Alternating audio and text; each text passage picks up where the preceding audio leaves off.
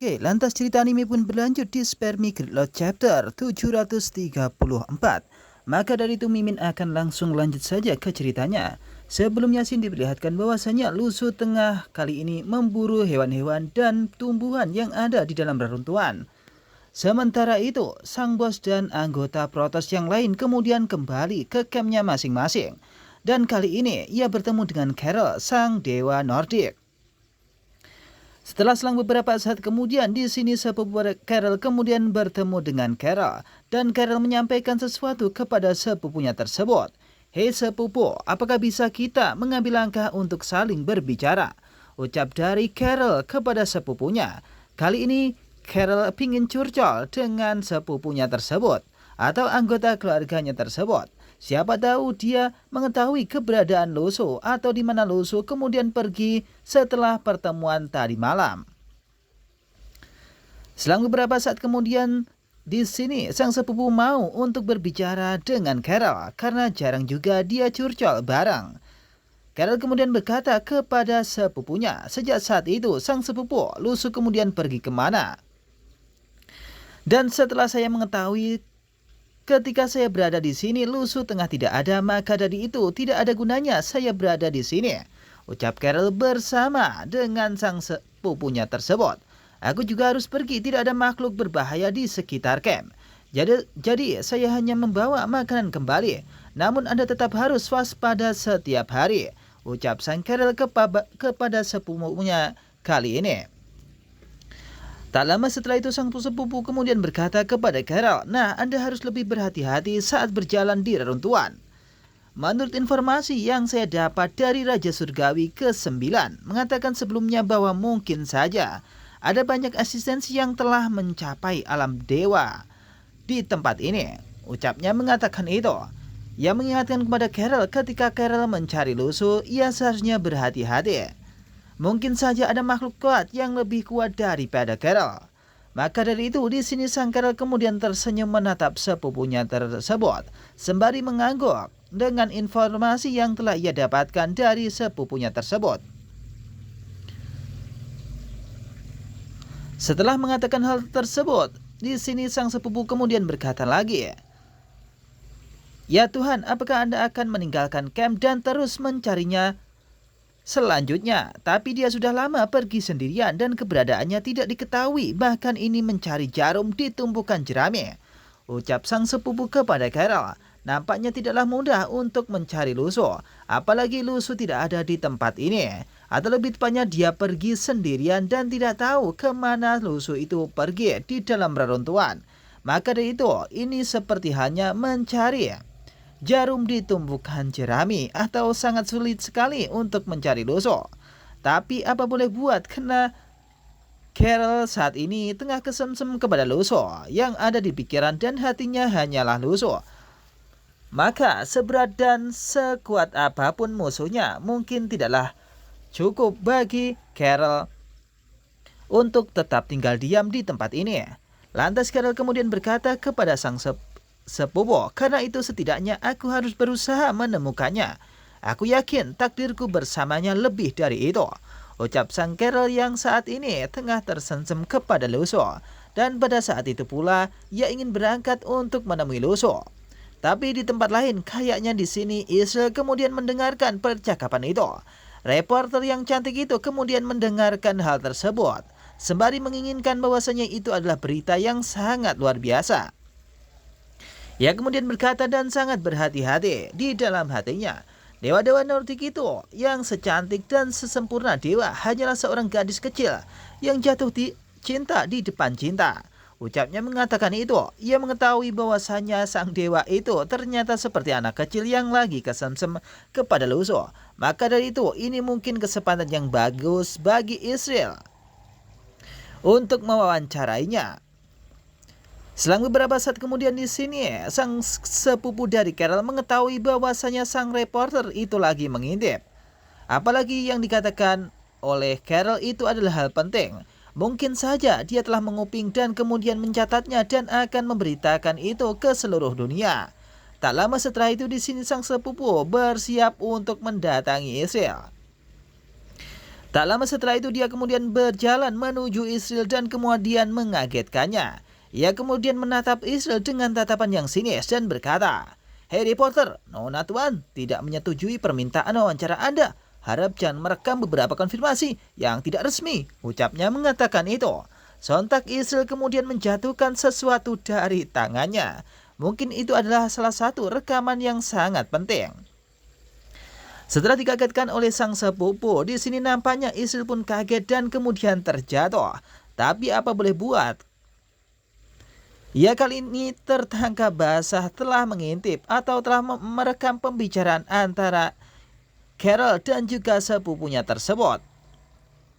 Tak lama setelah itu di sini Israel kemudian ingin minta maaf karena dia telah menguping. Apalagi kali ini telah membawa sesuatu yang bisa dikatakan itu adalah sebuah rekaman.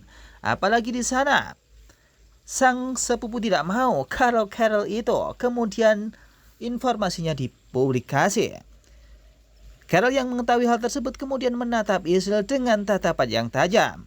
Tak lama setelah itu rekaman yang ada kemudian berbunyi, "Saya tidak menyangka pahlawan saya adalah Raja Surgawi ke-9.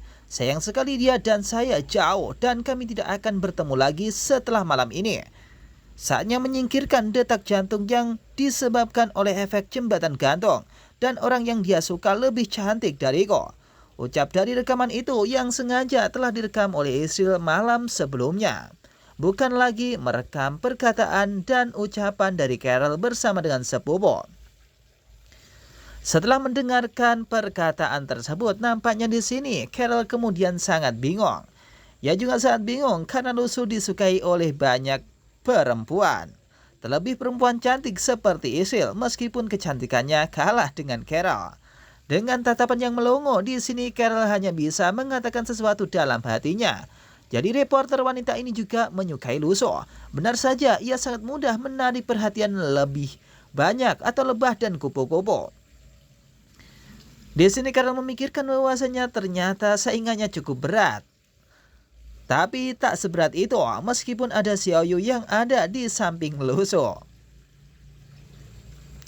Tak lama setelah itu di sini nampaknya Israel kemudian berdiri dan kelihatannya cukup bingung dengan perilaku yang dilakukan oleh mereka berdua. Israel kemudian bangun dan berkata kepada Carol bahwa hal tersebut bukanlah hal penting. "Hahaha, jangan khawatir, sekarang Anda dan Raja Surgawi ke-9 hanyalah orang yang diwawancarai. Penting bagi saya. Saya harap Anda bisa mengerti," ucap Israel mengatakan itu sambil berdiri. Ia kemudian berkata lagi, "Apakah saya punya kesempatan untuk mewawancarai Anda?" Ucapnya mengatakan itu sambil mengambil rekamannya. Carol yang mengetahui hal tersebut kemudian dia berkata kepada Israel, "Apa yang ingin kamu tanyakan?" Ucapnya mengatakan itu. Di sini Carol nampaknya welcome saja dengan perkataan Israel. Meskipun Israel menyukai Lusu, tapi di sini Carol juga menyukai Lusu dan bukanlah saingan yang berat. Maka dari itu, Carol pun biasa-biasa saja ketika harus diwawancarai oleh reporter cantik seperti Israel. Tak lama setelah itu, di sini Israel kemudian berdiri dan menatap wajah Carol. Ia kemudian berkata, "Apakah Carol mau untuk diwawancarai?" "Hei, apakah Anda setuju untuk saya wawancarai?" ucapnya mengatakan itu. Lantas Carol mengatakan ia sanggup untuk diwawancarai. Ucapnya mengatakan itu. Sontak sang sepupu itu kemudian kaget di samping Carol. "Ya Tuhan, bagaimana ini mungkin terjadi?" ucapnya mengatakan itu. Seakan tidak percaya bahwasanya Carol akan diwawancarai oleh reporter dan beritanya akan tersebar luas terkait dengan kecintaannya kepada Lusu. Dengan senang hati, Israel kemudian berdiri dan matanya berbinar. Ia ingin mendapatkan informasi sebanyak mungkin. Apalagi ini termasuk kategori artis. Jadi pertanyaan pertama, ini juga merupakan pertanyaan yang membuat orang-orang di seluruh dunia penasaran. Ucap Israel mengatakan itu sambil menyodorkan perekam suaranya dan kemudian membacakan satu persatu pertanyaan untuk Carol. Israel kemudian berkata lagi, "Mengapa hubunganmu dengan Raja Surgawi ke-9 begitu aneh? Jelas mereka semua memakai cincin dan menikah, tapi sekarang tidak ada persimpangan." Ucap dari Israel mengatakan itu kepada Carol. Nampaknya orang-orang yang ada di dunia begitu takjub dengan pernikahan yang dilakukan oleh dewa Nordik tersebut, yakni sang Carol bersama dengan Loso. Tapi kenapa setelah pernikahan itu tidak ada suasana yang sangat mengkhawatirkan, yang membuat semua orang tercengang? Setelah mendengarkan perkataan itu, di sini Carol kemudian berkata kepada Israel, "Sebelum hari ini banyak orang tidak mengetahui penampilan Loso. Bagaimana Anda tahu apakah dia dan saya pernah bertemu secara pribadi?" Ucapnya mengatakan itu sontak membuat Israel kaget dan berpikir apakah mungkin selama ini yang dilihat oleh media itu salah dan mereka seringkali bertemu satu dengan yang lainnya. Sontak di sini mata Israel kemudian berbinar dan ingin mengorek lagi informasi dari Carol. Lantas ia kemudian berkata, oh, maksudmu berinteraksi dekat secara pribadi?" Tanyanya kepada Israel. Sambil mengangkat kepalanya, Carol kemudian tertawa terbahak-bahak. "Ini," ucapnya mengatakan itu. Di sini Israel ingin mewawancarai lagi dan ingin mengatakan sesuatu yang lebih mendalam terkait hubungannya dengan Loso. Tapi di sini nampaknya Carol kemudian memberikan sesuatu yang membuat Israel mengeluarkan emosi negatif. Sama sekali tidak, barang untuk dibeli sama dengan yang dipikirkan semua orang dan tidak ada persimpangan, ucap darinya mengatakan itu kepada Israel. Sontak Israel kemudian kaget dengan perkataan tersebut. Lantas ia kemudian berkata dalam hati, "Karena tidak ada kamu, mengapa kamu membuat keributan? Ada apa? Apakah hobi yang sengaja menjengkelkan ini bisa diturunkan dari orang ke orang?" Ucapnya mengatakan itu dalam hati. Seolah-olah ketika dia berada bersama Carol, ia tengah berada bersama Lusu yang sangat menjengkelkan dan memberikan emosi negatif. Lantas nilai sentimen negatif muncul dari Israel Moore plus 99. Setelah pertanyaan yang pertama, di sini nampaknya Israel kemudian melanjutkan pertanyaannya lagi terkait dengan Carol dan juga Loso. Dengan nada tersenyum, di sini Carol kemudian menjelaskan kembali, "Saya minta maaf, hanya bercanda. Tapi pertanyaan Anda saya tidak bisa menjawab Anda sekarang, karena itu sebenarnya terkait dengan cerita yang lain." Ucap Israel mengatakan itu dan tidak ingin menjelaskan lebih lanjut terkait hubungannya dengan Loso. Meskipun orang-orang tahu bahwasanya dia pernah menikah dengan Loso. Tapi apa boleh buat, di sini dia tidak bisa untuk menceritakan hal yang sesungguhnya terkait hubungannya dengan Loso. Carol kemudian menunduk dan berkata lagi kepada Israel Moore, "Itu adalah kisah yang terjadi lama sekali dan saya masih memiliki beberapa hal untuk dipikirkan." Ucapnya lagi mengatakan itu. Sontak di sini penuh tanda tanya di balik percakapan antara Carol dan juga Israel mengenai hubungan Carol bersama dengan Loso. Tapi di sini Israel sudah mendapatkan informasi yang cukup banyak. Selang beberapa saat kemudian, mimpi beberapa hari yang lalu ketika Xiaoyu bersama dengan Carol. Kali itu tengah berada di dunia mimpi yang diciptakan oleh Little Fury. Dan dengan sengaja di sini Xiaoyu kemudian mendatangi Carol untuk sparring atau melakukan duel kekuatan. Bum bum bum bum, ledakan di sana di sini dan banyak sekali ledakan itu yang disebabkan antara Israel dan juga Carol. Mohon maaf, yang disebabkan oleh Xiaoyu dan juga Carol. Tapi ini di dalam mimpi. Meskipun begitu, ini terlihat nyata dan asli karena kekuatan dari Little Fury sangatlah kuat. Seketika itu Dewa Nordik itu mengeluarkan petir yang menyambar-nyambar dan dia menyerang Xiaoyu dengan kekuatannya yang sangat luar biasa dan disebut sebagai dewa. Ia kemudian melancarkan aksinya. Bus, bar, bar, bar. Dengan tersenyum di sini Carol kemudian berkata kepada Xiaoyu, "Hanya menghindar tapi tidak menyerang. Ini tidak seperti gaya lamamu." Ucap dari Carol berkata kepada Xiaoyu. Nampaknya di sini Xiaoyu kemudian tak menyerang balik serangan yang dilancarkan oleh Carol. Ia hanya menghindar dan menangkis serangannya saja bersama dengan roh Anthony. Sambil tersenyum di sini Xiaoyu kemudian melancarkan aksinya. Ia kesana kemari menghindari serangan dari Carol. Ia kemudian berkata, "Jangan bertingkah seolah kau mengenalku dengan baik." Ucapnya mengatakan itu. Nampaknya perseteruan antara mereka berdua masih hangat sampai sekarang. Bahkan di alam mimpi mereka terus bertemu satu dengan yang lainnya untuk meluruskan pandangan dan pendapat terkait dengan Lusu kali ini. Tak lama setelah itu, di sini nampaknya seseorang kemudian menghilang. Cus! Mimpi itu telah hilang dan di sini ia akan tersadarkan karena Little Fury tengah bangun dari tidurnya. Carol yang menyadari bahwasanya kali ini mimpinya telah akan habis dan dia tidak akan bisa melanjutkan pertempuran. Di sini nampaknya Carol kemudian berkata kepada Xiaoyu, mimpi itu akan segera hilang. Apakah hewan kecil yang lucu itu tengah terbangun? Ucap dari Carol mengatakan itu kepada Xiaoyu. Xiaoyu kemudian menjelaskan bahwasanya mungkin saja seperti itu. Seharusnya memang begitu. Ucapnya mengatakan itu. Dan mimpi ini tengah berakhir. Pertempuran antara Xiaoyu dan juga Carol diakhiri dengan begitu cepat. Karena di sini nampaknya Little Fury telah terbangun. Sebelumnya Lusu mengatakan kepada Xiaoyu bahwasanya dia juga harus berhati-hati untuk menggunakan kekuatan dari Little Fury. Xiaoyu, ingat, yang kau baca dari jiwa mereka tidak akan mempengaruhi karaktermu atau apapun kan? Kalau sudah begini, jangan lakukan hal seperti ini, sebesar apapun keuntungannya. Ucap Lusu mengingatkan kepada Xiaoyu. Sambil memikirkan hal tersebut, Xiaoyu kemudian berkata, biarkan saya memberi Anda nasihat sebelum saya pergi.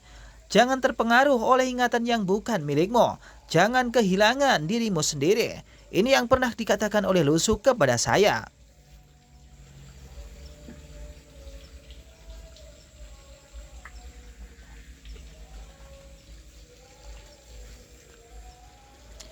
Setelah menjelaskan hal tersebut, nampaknya di sini Carol mendengarkan perkataan dari Xiaoyu dan apalagi itu adalah perkataan Lusu.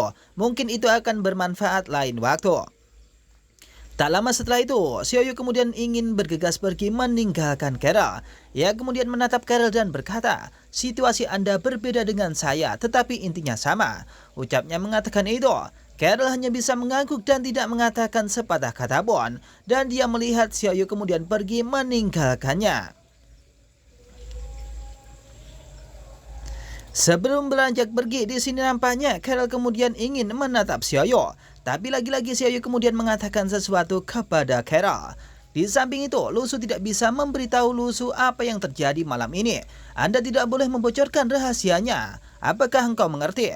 Ucap Xiaoyu mengatakan bahwasanya di sini Carol tidak boleh mengatakan itu kepada Lusu ketika dia bertemu dengan Lusu terkait pertempuran mereka berdua, meskipun tak menimbulkan apapun, tapi mungkin jika itu dilihat oleh Lusu akan menjadi suasana yang berabe.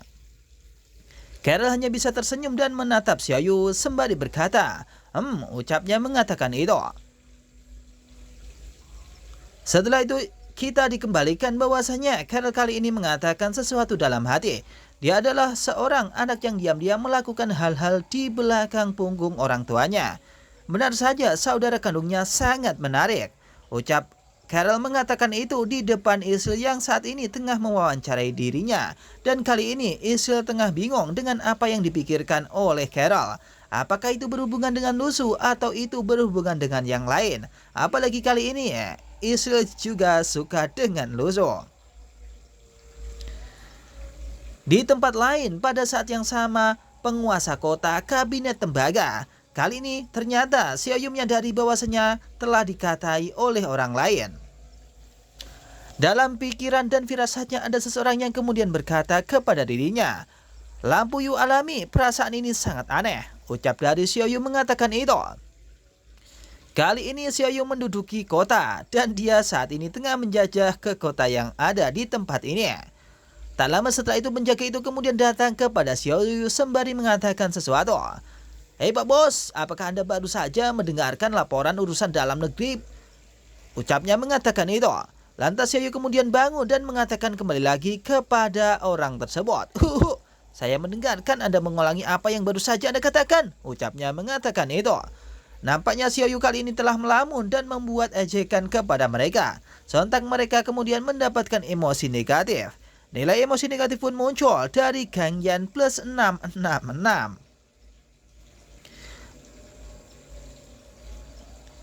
Setelah disiksa oleh Xiaoyu, nampaknya orang-orang yang ada di sini kemudian melaporkan sesuatu kepada dirinya. Orang-orang di sini mengira bahwasanya Xiaoyu kali ini tengah ingin memimpin kota.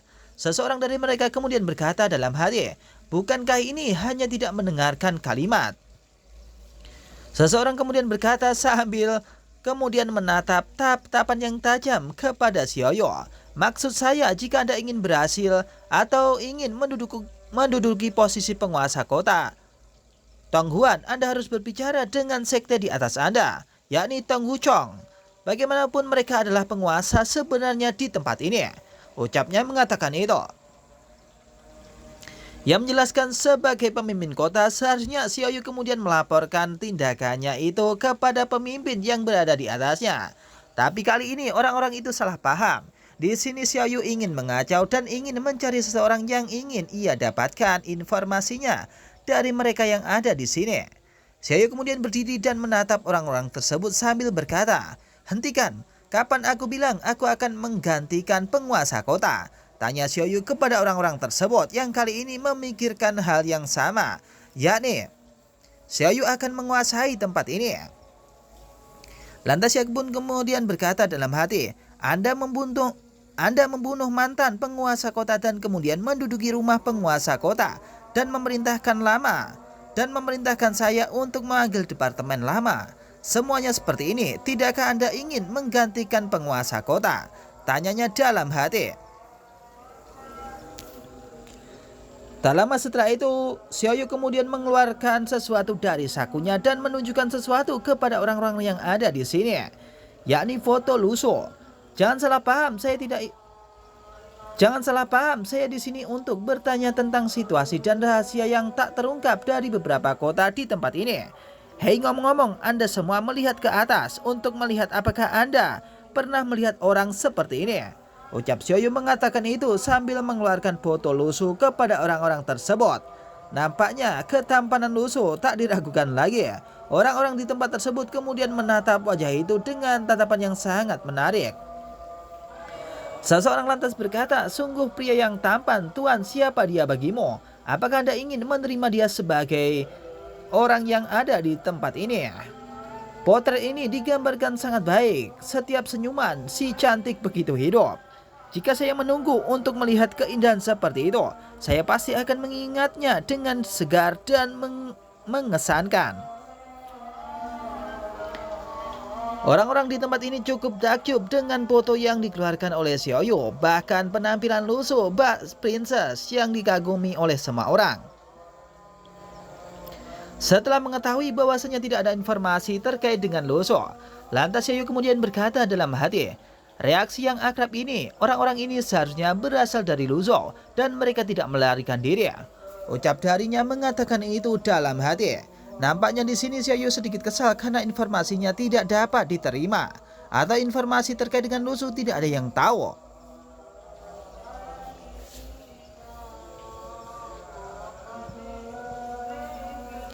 Xiaoyu kemudian mengeluarkan kekuatannya, nampak energi spiritual kemudian menyelimuti hatinya. Bahkan orang-orang yang ada di sampingnya kemudian terpental.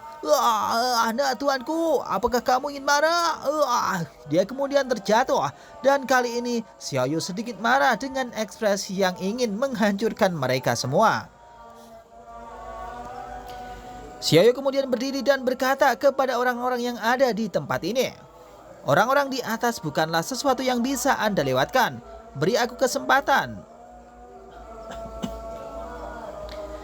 Beri aku semua pemikiran yang seharusnya tidak aku miliki dan jawab pertanyaanku.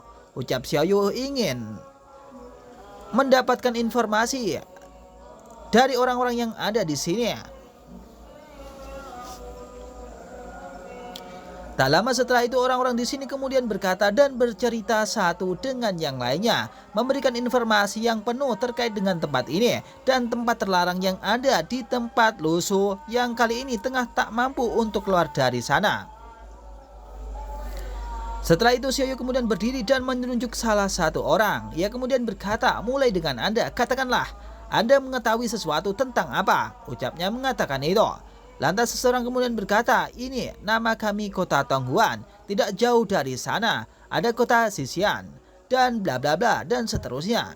Ia kemudian menceritakan sesuatu terkait dengan tempat ini dan tempat-tempat yang aneh di tempat lain. Tapi salah seorang yang kemudian ingin mendapatkan jabatan di belakang sana kemudian berkata dalam hati, karena crossing the river dragon tidak bermaksud menjadi penguasa kota, mungkin giliranku yang selanjutnya akan menguasai kota. Hahaha. Ternyata setelah pemimpinnya dikalahkan oleh Xiaoyu, ada orang lain yang ingin menduduki kota tersebut dan berusaha untuk mencurinya dari tangan Xiaoyu, karena Xiaoyu tidak menginginkan hal tersebut. Malam kemudian telah larut dan bulan begitu memiliki sinar yang terang. Di sini Xiaoyu kemudian mengeluarkan sesuatu. Nampak itu adalah mainan yang diterbangkan dengan kekuatan.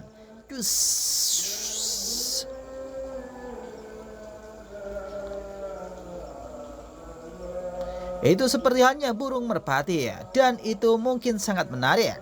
Kali ini Xiaoyu telah mendapatkan informasi yang cukup banyak, dan informasi ini bisa dibagikan kepada Lu Su ketika dia bertemu dan bersama-sama.